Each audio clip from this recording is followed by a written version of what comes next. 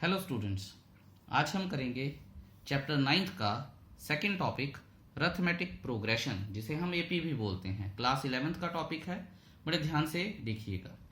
I hope आपने अभी तक फर्स्ट लेक्चर के सारे डाउट्स क्लियर कर लिए होंगे और सारे क्वेश्चन भी सॉल्व कर लिए होंगे। वहाँ पे हमने पढ़ा था कि सीक्वेंस क्या होता है। ठीक है, सो सीक्वेंस हमने देखा भी था कि एक ऑर्डर में जब नंबर लगे होते हैं, ठीक है, और उसे सीक्वेंस बोलते हैं। सीक्वेंस के बाद जो चीज़ हमें पता होनी चाहिए वो क्या है, वो है प्रोग्रेशन। ठीक है, प्रोग्रेशन क्या होती है, बहुत आराम से हम बात करेंगे इस बारे में। प्रोग्रेशन, अगर मैं इसकी डेफिनेशन टाइप्स बोलूं, अगर आप उसे नोट करना भी चाहें तो आप पॉज करके सुन के पॉज करके नोट कर लीजिएगा। Progression is list or set of numbers arranged according to a definite mathematical rule. तो ये है डेफिनेशन। मैं एक बार फिर से बोल देता हूं। Progression is the list or set of numbers arranged according to a definite mathematical rule. क्योंकि मैथ्स है तो डेफिनेशंस वगैरह की इतनी ज़रूरत तो पड़ती नहीं है, फिर भी बता देना थोड़ा सा अच्छा होता है। देखिए, वैसे आपको पता ही है कि हम एपी की बात कर रहे हैं। एपी की बात हम 10th में भी करके आए थे, बहुत आराम से करके आए थे। तो जैसा हमने पढ़ा कि एक सीक्वेंस क्या है, अगर मान लीजिए A1, A2, A3 so on till AN, general term so on ऐसे होता है, इसे बोलते हैं हम अरिथमेटिक सीक्वेंस। ये है अरिथमेटिक सीक्वेंस। ठीक है, इसी को ही आगे बोला जाता है अरिथमेटिक प्रोग्रेशन। अब ये सीक्वेंस प्रोग्रेशन में, अरिथमेटिक प्रोग्रेशन में कैसे चेंज होती है, कंडीशन के साथ। ठीक है, arithmetic sequence changes into an AP if, condition क्या है वो देखते हैं। an+1 is equal to an+d where n belongs to n। मतलब क्या है कि कोई भी नंबर अगर मैंने लिखना है, उसके प्रीवियस नंबर में मैं एक कांस्टेंट नंबर ऐड करता रहूं, ठीक है, तो वो अरिथमेटिक प्रोग्रेशन में आ जाएगी। यहां पे बता भी देते हैं हम। ठीक है, इसमें A1 is the first term. वैसे तो सबको पता ही है, ये 10th में सारे करके आए हैं। ठीक है, और D जिसको मैं कांस्टेंट टर्म, अभी जो बोला है मैंने, कांस्टेंट टर्म या फिर कॉमन डिफरेंस। ये एक्चुअल में कॉमन डिफरेंस हमें बोलना नहीं चाहिए, लेकिन कांस्टेंट टर्म होती है तो बताने के लिए, क्योंकि फिर A2 - A1 करते हैं तो कॉमन डिफरेंस सेम आता है, इसलिए इसको कॉमन डिफरेंस बोलते हैं। ठीक है, सो ये मत सोचिएगा कि कांस्टेंट टर्म बोलेंगे तो गलत हो जाएगा। Common difference and constant term both are the same things. देखिए, मैं आपको एक एग्जांपल देता हूं, थोड़ी सी पहले तो लेटर्स में ही एग्जांपल दूंगा, उसके बाद बात करेंगे। जैसे A1 क्या है, इसके पीछे कौन सी टर्म है हमें नहीं पता, तो A+0, या A1 है तो हमारे पास A1 जो टर्म है वो गिवन होती है। अब आप ये देखिए, फर्स्ट टर्म है। A2 अगर मैंने लिखना है तो आप ये देखिए कि A1+D, A3 is equal to A2+D, और ठीक है, ध्यान से देखिएगा, A3 अगर मुझे लिखना है तो A1+2D भी लिख सकता हूं मैं। ठीक है, ये बनता कैसे है ये बाद में देखेंगे। जैसे अगर आपको याद होगा कि जनरल टर्म का फॉर्मूला होता है हमारे पास an is equal to A+n-1 into d. और अगर अब आप ये देखिए फॉर्मूले बनते कैसे हैं। फर्स्ट टर्म अगर मुझे लिखनी है तो A+1-1 इंटू 0 और डी, सॉरी, तो A+0 is equal to A। So इसीलिए फर्स्ट टर्म जो होती है उसे A या A1 बोला जाता है। ठीक है, उसके बाद आप कोई भी जनरल टर्म लिखिए, यहां से निकल सकती है। So that is how we approach to AP. अब सुनिए, एपी एक ऐसा सीक्वेंस है जो इंक्रीजिंग ऑर्डर में भी हो सकता है और डिक्रीजिंग ऑर्डर में भी हो सकता है। ये किसके ऊपर डिपेंड करता है? ये डी के ऊपर डिपेंड करता है। जैसा कि मैंने आपको अभी यहाँ पे बताया कि n बिलोंग्स टू n। अब बच्चे बोलते हैं सर आपने n के बारे में तो बात कर दी, ठीक है, a और d के बारे में नहीं बात की। तो बच्चों देखिए कि जो AP होती है उसे D ही डिफाइन करता है, ये एक बात है। हम इसके बारे में भी बात करेंगे कि क्या ये नेचुरल नंबर होने चाहिए, क्या ये इंटीजर्स होने चाहिए, क्या ये रियल नंबर्स होने चाहिए, ज़रूर बात करेंगे आराम आराम से। हाउएवर मैं आपको ये बता रहा था कि एपी एक ऐसा सीक्वेंस होता है जो इंक्रीजिंग या डिक्रीजिंग ऑर्डर में हो सकता है, बट ये सारा कुछ डिपेंड किससे करता है? ये डी के ऊपर डिपेंड करता है ये सारा कुछ, ठीक है। द फिक्स नंबर, जो वो फिक्स नंबर होता है वो कॉमन डिफरेंस कहलाता है। तो कहने का मतलब क्या है कि एपी जो है वो इंक्रीजिंग ऑर्डर भी हो सकता है और डिक्रीजिंग ऑर्डर भी हो सकता है। समझ में आई मेरी बात? I hope yes. तो मेरे कहने का मतलब ये है कि एपी कैन बी, एपी यानी arithmetic progression can be increasing या प्रोग्रेसिव सीरीज या सीक्वेंस, सीक्वेंस कहना चाहिए, सीरीज में तो फिर एडिशन होनी शुरू हो जाएंगी, ठीक है। और एपी कैन बी रिड्यूसिंग या फिर डिक्रीजिंग। आई होप ये बात आपको क्लियर है। अब हम कुछ रूल्स के बारे में बात कर लेते हैं। जिन लोगों ने कॉम्पिटिशन्स देने हैं और जिन लोगों ने नहीं देने हैं, दोनों ही ये बातें ध्यान से सुनिए। बहुत काम की बातें मैं बताने जा रहा हूँ। मान लीजिए मेरे पास कोई एक एपी है, तो कॉमन सी एपी की बात कर लेते हैं, 2 4 6 8 एंड सो ऑन, ठीक है। तो यहाँ पे मैं क्या बताने जा रहा हूँ कि अगर कोई कांस्टेंट हर एक टर्म में ऐड किया जाता है तो जो रिजल्ट होगा वो एपी का वो भी एपी ही होगा। दो चीज़ें हैं इसमें। आप ये देखिए कि मान लीजिए मैं कोई कांस्टेंट 5 ऐड कर रहा हूँ सब में, तो देखिए 7, ठीक है, इसके बाद ये क्या बन जाएगा 9, फिर ये क्या बन जाएगा 11 और ये क्या बन जाएगा 13। तो कहने का मतलब ये है कि अगर कोई सीक्वेंस कोई एक कांस्टेंट नंबर ऐड किया जाता है एक एपी में, तो रिजल्टेंट जो होती है वो एपी होती है। ये एक बात है। और इसके बाद एक और बात है कि अगर मैं किसी एक टर्म में लेट्स से 1 है, किसी एक टर्म में एक कांस्टेंट बार बार ऐड करी जाऊं, ठीक है, तो वो जो सीरीज बनेगी या सीरीज नहीं बोलना चाहिए, जो सीक्वेंस बनेगा वो भी क्या होगा? एपी होगा। मान लीजिए मैं 3 ऐड कर रहा हूं 1 में बार बार, 4 आ गया, 7 आ गया, 10 आ गया, 13 आ गया। आप ये देखिए बन गई कि नहीं बन गई एपी। सो ये एक चीज़ है जो हमें पता होनी चाहिए। अब कुछ बच्चे बोलेंगे सर इसका तो पता था, चलिए ये तो फिर भी आपने थोड़ा बहुत बता दिया, लेकिन इसका पता था। बच्चों आपको पता है ये नहीं पता है, लेकिन मेरा काम है आपको रिमाइंड करवाना चीज़ें। अब इसी तरह से जैसे मैंने ऐड बोला है, तो सब्ट्रैक्ट भी हो सकता है, या फिर मैं नेगेटिव नंबर इनमें मतलब ऐड करना शुरू कर दूं, या फिर मैं इनमें से कोई नंबर सब्ट्रैक्ट करना शुरू कर दूं। तो एपी में से अगर मैं किसी एपी में से एक कांस्टेंट नंबर सब्ट्रैक्ट करूंगा सभी टर्म्स में से, तो रिजल्टेंट भी एपी बनेगी। और अगर किसी एक नंबर में मैं एक नंबर को बार बार सब्ट्रैक्ट करी जाऊंगा, तो जो रिजल्टेंट सीरीज होगी वो रिड्यूसिंग एपी बनेगी, ठीक है। सो आपको ये बात पता होनी चाहिए। अच्छा, अब ध्यान से सुनिए। If each term in an AP is multiplied by a constant, तो अगर हर एक टर्म एपी की जैसे यहाँ पे है एक कांस्टेंट से मल्टीप्लाई कर दी जाए, जैसे मान लीजिए मैं सबको 2 से मल्टीप्लाई कर रहा हूँ, 2 का 4 बन जाएगा, 4 का 8 बन जाएगा, 6 का 12 बन जाएगा और 8 का 16 बन जाएगा। करके देखें, 4 8 12 16, देखिए ये भी एपी बन गई, इजंट इट। और इसी तरह से डिवाइड वाला भी सीन है, सिर्फ 0 से डिवाइड नहीं होना चाहिए काम। सो ये सारी चीज़ें हैं जो आपको पता होनी चाहिए। आपको ये भी पता है, थोड़ा सा मैं आपको बता देता हूं, A is always the first term, D is always the common difference,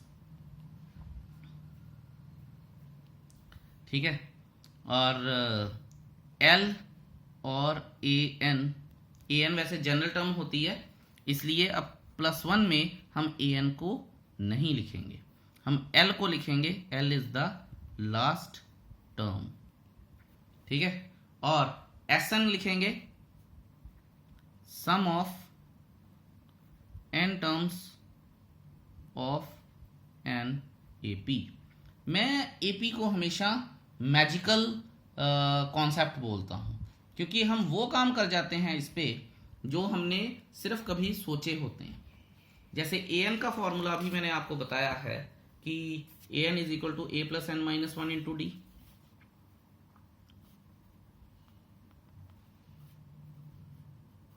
ठीक है, एस एन क्या है? सम ऑफ एन नंबर्स, यानी N by two A plus N minus 1 into D. अगर आप ये देखेंगे ये बना कैसे, एन बाई टू, इसको 2a को मैं a प्लस ए लिख सकता हूँ plus N minus 1 into D.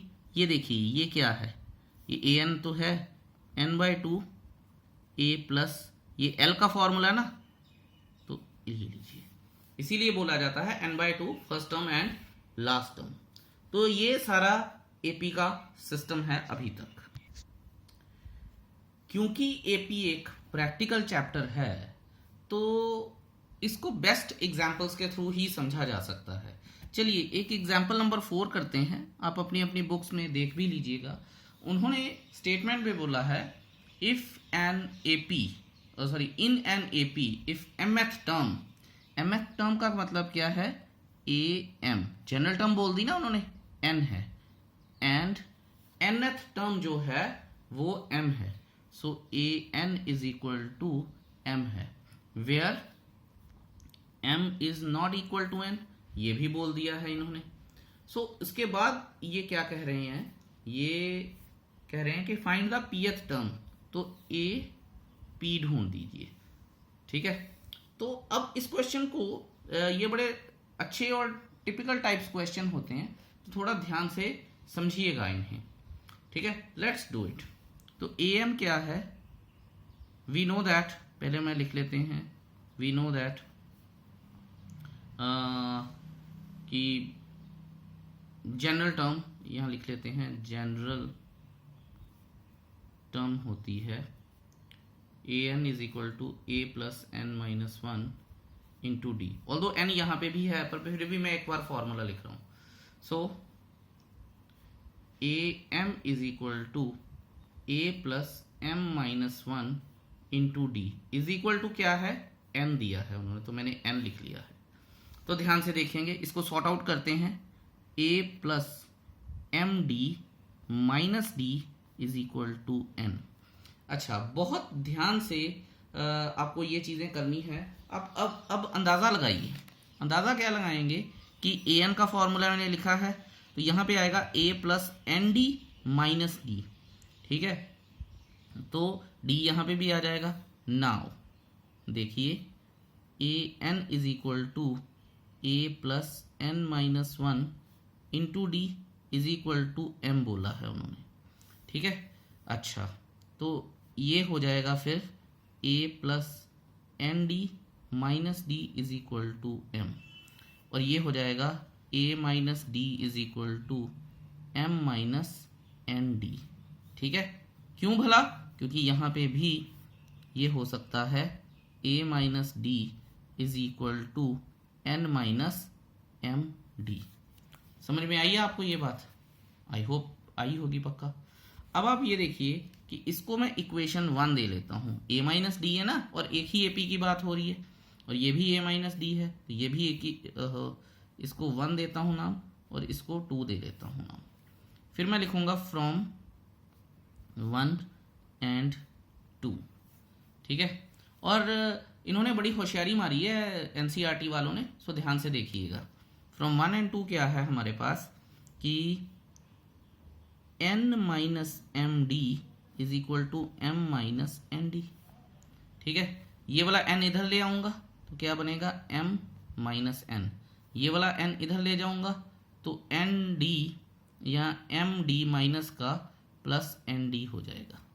ठीक है, माइनस डी मैं कॉमन लेके आ रहा हूं, तो m माइनस एन आ जाएगा is equal to m minus n रह जाएगा। ये और ये कट गए तो d कितना हो गया, -1 नहीं हो गया। अच्छा, ये वर्किंग उन्होंने बताई नहीं है। एनी हाउ, अब आप ये देखिए कि सब्सटीट्यूटिंग, अब d की वैल्यू हमारे पास आ गई, सब्सटीट्यूटिंग इन 1 कर लें, ठीक है। तो अगर हम 1 करेंगे तो क्या आएगा हमारे पास, सब्सटीट्यूटिंग d इन 1, और 1 में करूँगा तो मैं आएगा मेरे पास a minus 1 is equal to n minus m into 1। तो ये क्या आ जाएगा, a की वैल्यू निकालनी है मुझे, तो a आ जाएगा मेरे पास a is equal to n minus m plus 1 आ गया, तो ये a हो गया जी, ठीक है। और तो कोई वैल्यू आ नहीं रही है, तो हमने ये वैल्यू लिख ली है। अब आप ये देखिए कि अब a भी आ गया और b भी आ गया। हम छोटी क्लासेस में भी सीख के आए हैं, छोटी क्लासेस से मेरा मतलब 10th में हम ये सीख के आए हैं कि किसी भी जनरल टर्म को लिखने के लिए हमारे पास फर्स्ट टर्म और कॉमन डिफरेंस होना चाहिए। हमारे पास दोनों ही है, कॉमन डिफरेंस भी है और फर्स्ट टर्म भी है। नाउ ध्यान से देखेंगे, A P is equal to A plus P minus 1 into d, value डाल रहा हूं मैं a की, n माइनस एम प्लस 1 इन प्लस ये a था पूरा, ठीक है, तो ये 1 पूरा ऊपर लिख लेते हैं, p माइनस 1 इंटू माइनस 1, ठीक है जी। तो अब आप ये देखिए n minus m plus 1 minus p plus 1 हो जाएगा, ठीक है। ओके, तो ये प्लस मेरे को लग रहा है मैंने कहीं गलती की है। अच्छा हाँ, सब्सटीट्यूटिंग इन 1 किया तो यहाँ पे प्लस होना चाहिए था और ये माइनस आना चाहिए था, यही गड़बड़ हुई है। तो यहाँ पे हमारे पास ये छोटी सी एरर है, ये मैं दोबारा लिख देता हूँ, n minus m minus 1 minus p plus 1, और ये कट गए। तो अब हमारे पास क्या आया है, हमारे पास आया है n माइनस एम,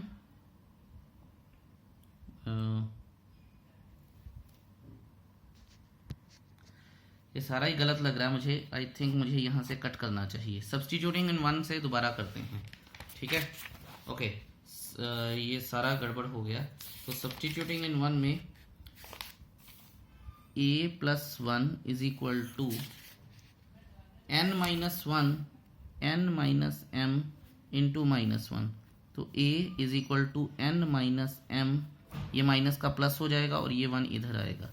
अब ए पी क्या होगा, a plus P minus 1 into D, तो a क्या है हमारे पास n plus m minus 1 plus p minus 1 into minus 1, तो ये हो जाएगा n plus m minus 1 minus p plus 1, ये और ये कट गया तो हमारे पास आ गया n plus m minus p, and that should be the answer, ठीक है जी।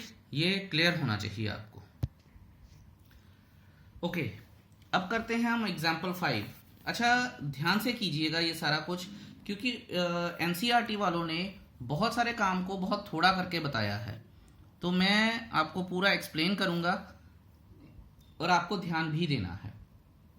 एग्जाम्पल 5 करते हैं। If sum of n terms of N AP, ठीक है, तो सम ऑफ n टर्म्स की बात की है, Sn की बात की है। Sn क्या है, np, n स्मॉल है p कैपिटल है, plus 1/2 n minus 1 into Q, ठीक है।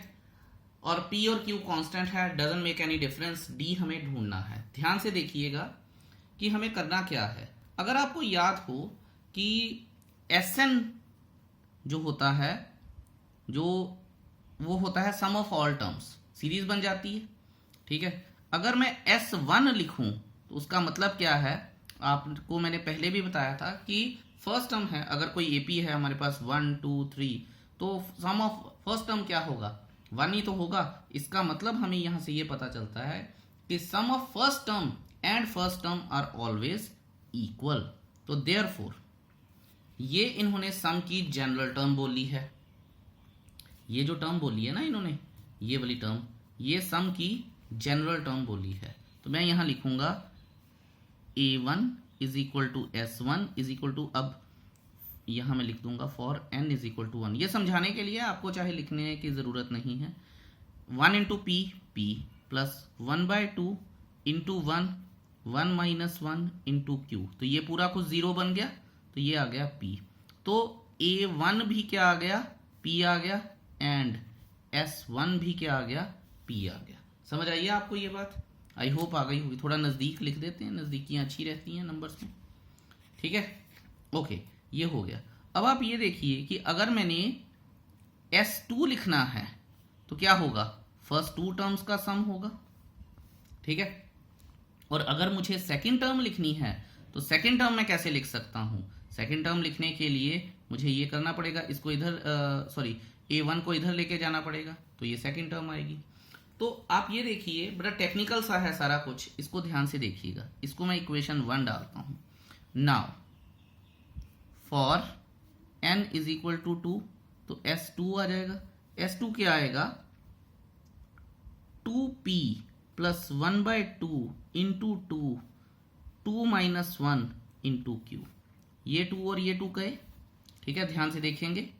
सो 2p plus 2 minus 1, 1 into Q, तो ये आ गया।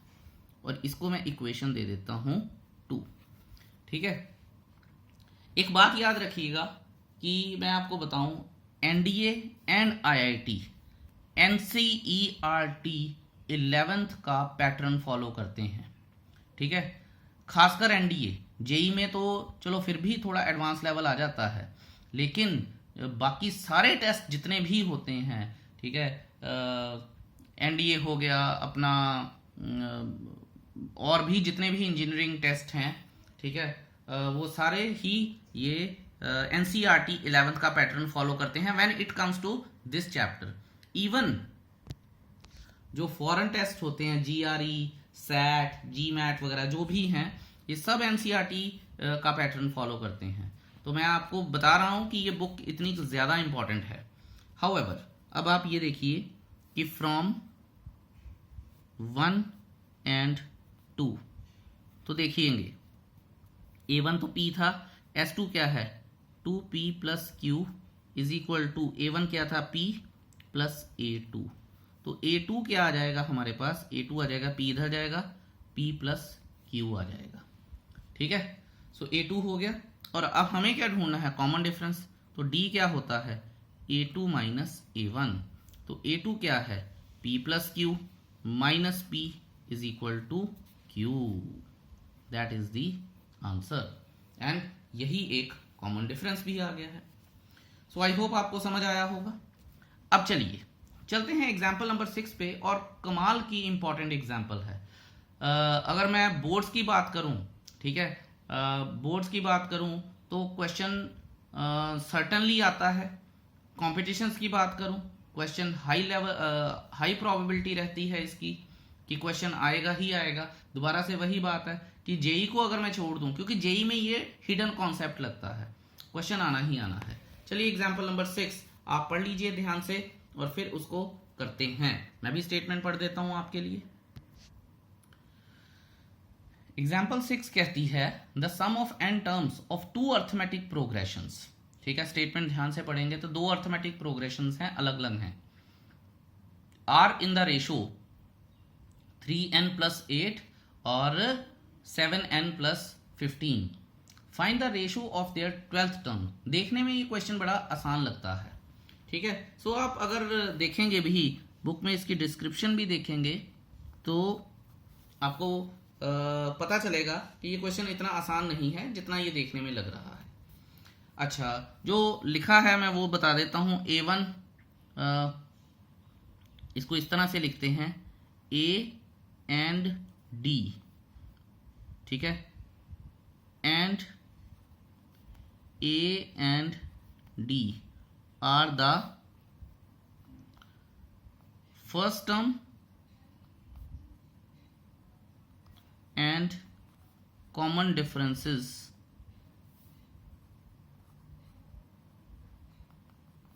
Of given 2 APs। ठीक है, ये हो गया हमारे पास।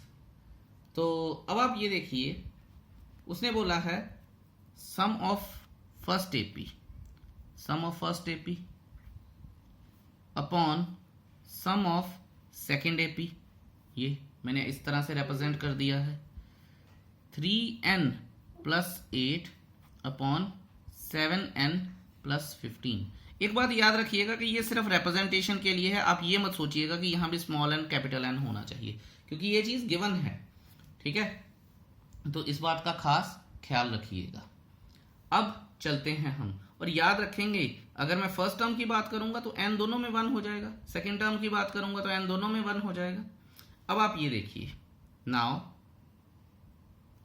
सम क्या होता है, बहुत ध्यान से देखेंगे, n/2 2a + n - 1 × d upon n/2, ठीक है, 2a + n - 1 × d।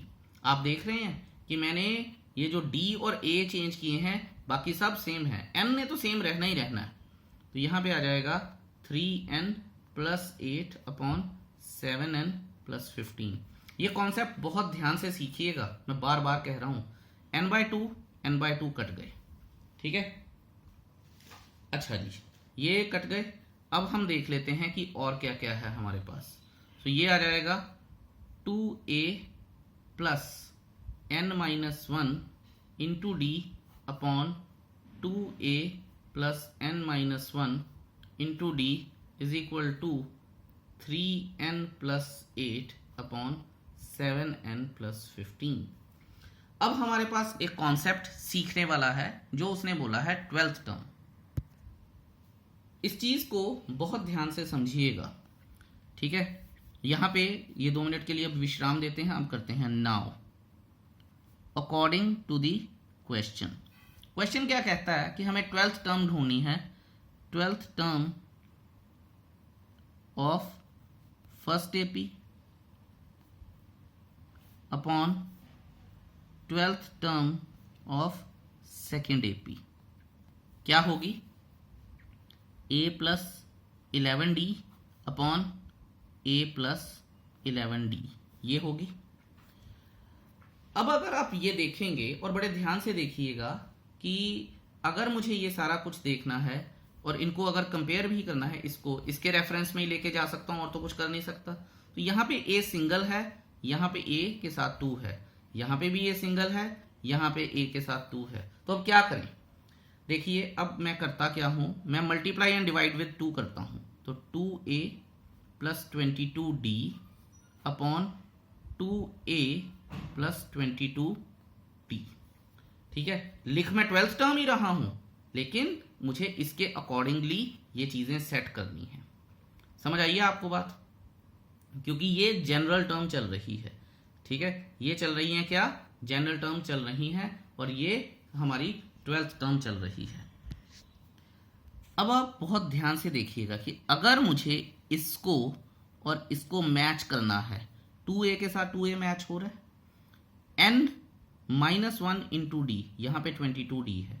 यहाँ पे अब अगर मैं, आप देखिए कि n की वैल्यू को 23 लगाऊंगा तो 23 - 1 22 हो जाएगा और ये d आ जाएगा। तो कहने का मतलब क्या है, कहने का मतलब है अगर मैं इसको कंपेयर करूंगा तो n क्या आ जाएगा, 23 आ जाएगा। आप ये देखिए 2 और ये देखिए 1। ठीक है, यहां मैं लिखूंगा फ्रॉम 1 and 2, और ये सिर्फ आपको समझाने के लिए है। एक टाइम पे आप इसमें इतने ज्यादा एक्सपर्ट हो जाएंगे कि आप देखते ही कर लेंगे। यहाँ 22 है, n + 1, यहाँ 22 + 1 करूंगा तो n 23 आ जाएगा। ठीक है, हाउएवर अभी के लिए, वैसे मैंने 10th में भी ये कॉन्सेप्ट समझाया था, अभी के लिए समझ लेते हैं कि 2a + n - 1 × d = 2a + 22d। अगर कंपेयर ही करना है तो ठीक है, ये और ये गए तो d n क्योंकि d और d भी गए और n क्या आ जाएगा, 23 आ जाएगा। नाउ अब आप ये देखिए, उसने क्या बोला था, 12th टर्म बोला था ना उसने, तो फ्रॉम 2, ठीक है, फ्रॉम 2, ये अब देखिएगा ध्यान से, 2a plus 22d upon 2a plus 22d is equal to 3 into 23 plus 8 upon 7 into 23 plus 15, ठीक है, बहुत अच्छी बात है। अब हम बात कर लेते हैं इसकी 69,877, ठीक है, ये हो गई हमारे पास एक बात। तो ये कितना आएगा, 161, 176, मुझे पता है ये एक ही टेबल में आते हैं, 11 के टेबल में आते हैं, 11, 16, तो यहाँ पे मैं लिख लूँगा। अब आप ये देखिएगा कि a plus 11d upon a plus 11d और a12 is equal to 7 upon 16, तो रेशो क्या आ जाएगी, देयरफॉर रेशो इज 7:16, ये आंसर है हमारे पास, इजंट इट। सो यहां से हमने देखा कि कॉन्सेप्ट आसान होता है पर उसे देखना आना चाहिए।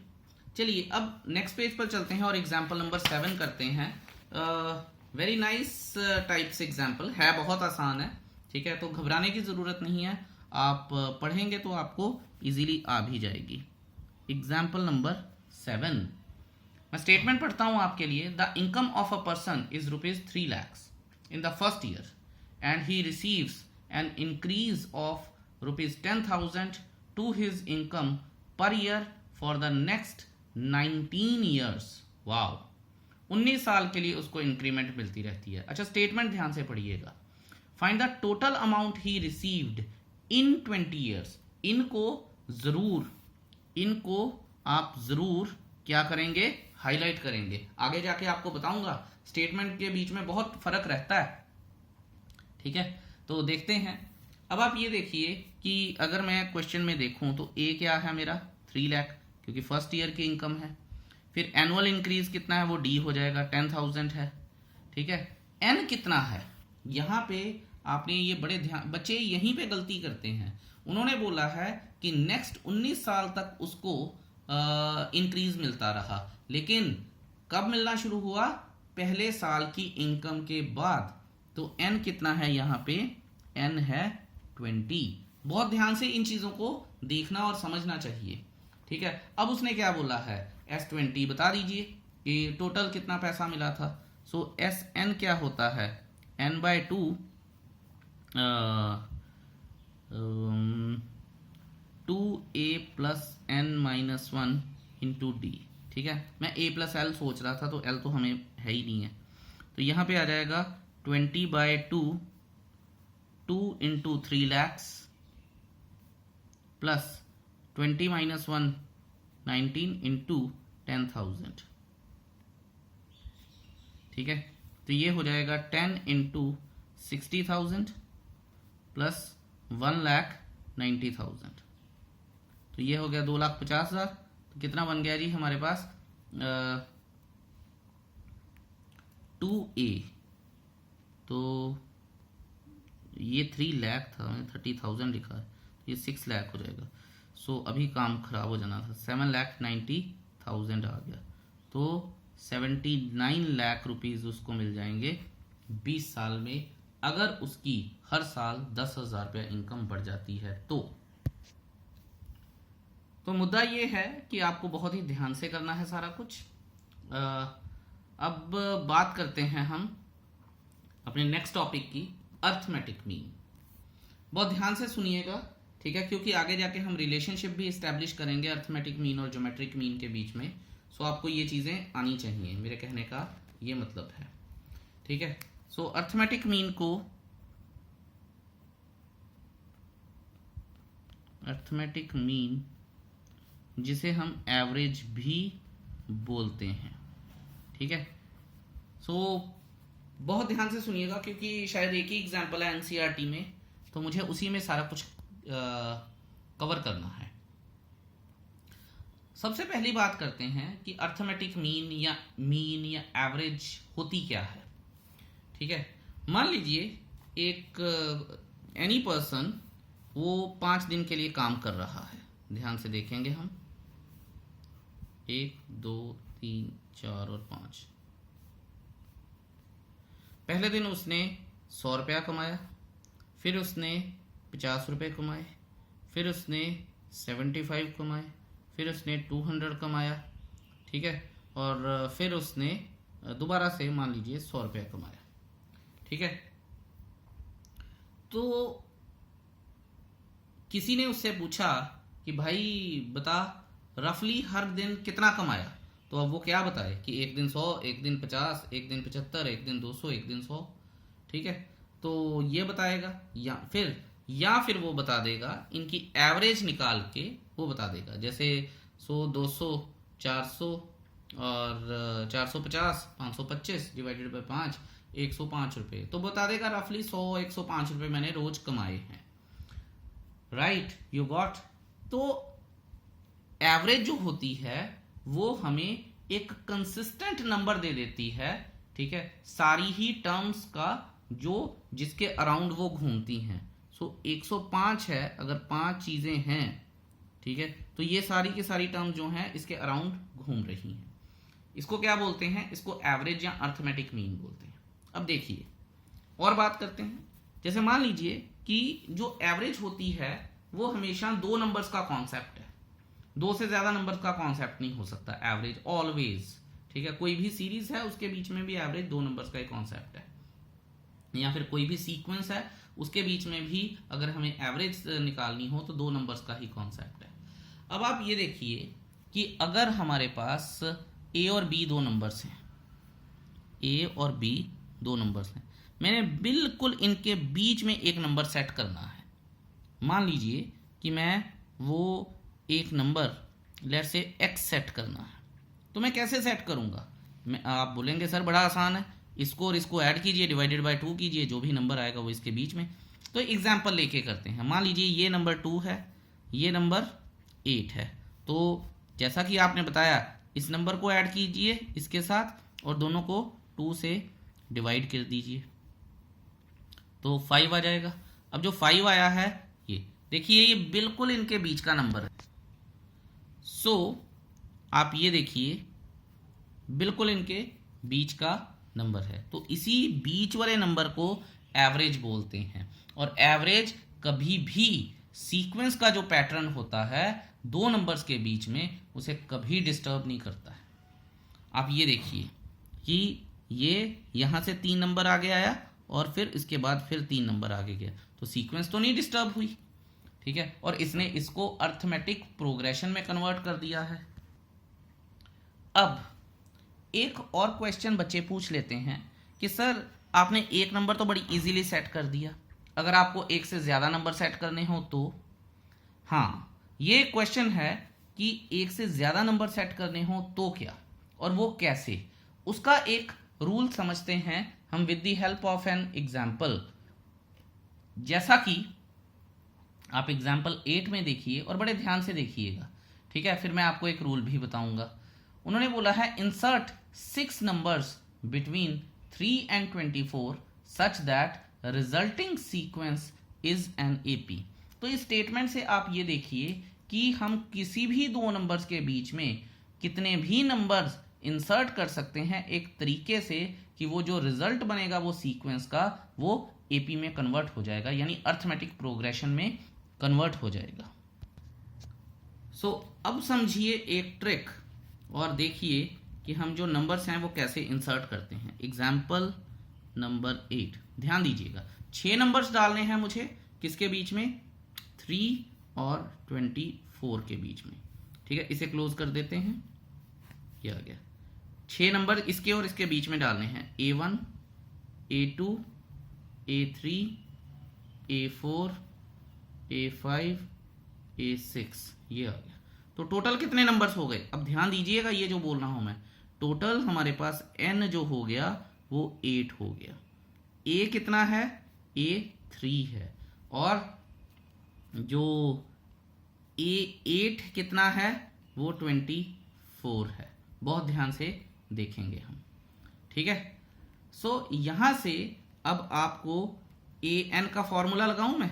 ए एन क्या होता है, A plus N minus 1 into D, ठीक है। ए एन कितना है यहाँ, ए8 क्या आ जाएगा, ए प्लस 7 डी आ जाएगा। ध्यान से देखेंगे, ए8 क्या है 24, ए क्या है मेरे पास 3 प्लस 7 इंटू डी, तो ये तो पता नहीं है मुझे, तो मैं इसको इस तरफ ले जाऊंगा, 3 को इस तरफ ले आऊंगा तो 21 बनेगा। सो 21/7 इज इक्वल टू डी, तो डी मेरे पास कितना आ जाएगा, डी मेरे पास 3 आ जाएगा। अब आप ये देखिए, ये ए है, अगर मुझे पहला नंबर इंसर्ट करना है तो ए प्लस डी करना पड़ेगा। एक्चुअल में तो ये A2 है ना, ठीक है। तो ए प्लस, यहां देखिए A1 is equal to A plus D आ जाएगा, क्योंकि ये A2 है, ठीक है। सो आप ये देखिए अब कि 3 + 3 इज इक्वल टू 6, ठीक है। और उसके बाद आप नंबर ऐड करते जाइए कंसेक्यूटिवली। ये A1 आ गया, A2 फिर कितना आ जाएगा 9, A3 कितना आ जाएगा 12, A4 कितना आ जाएगा 15, A5 कितना आ जाएगा 18, ठीक है। और A6 कितना आ जाएगा 21। दैट इज इट, यही तो एक नंबर हो गया जो हमें डालने थे इसके बीच में। आई होप ये आपको क्लियर है। अब आपने एक्सरसाइज करनी है जो कि आपका होमवर्क होगा। बहुत ध्यान से ये एग्जाम्पल समझिएगा, क्योंकि एक्सरसाइज में फिर आपको शायद तंगी आ सकती है। हाउएवर अभी के लिए मैं इसको यहाँ क्लोज करता हूँ। जो भी डाउट्स होंगे मेरे से ज़रूर पूछिएगा। Thank you so much for watching this video so patiently. I wish you all the very best. Thank you so much. Have a nice day. Bye bye.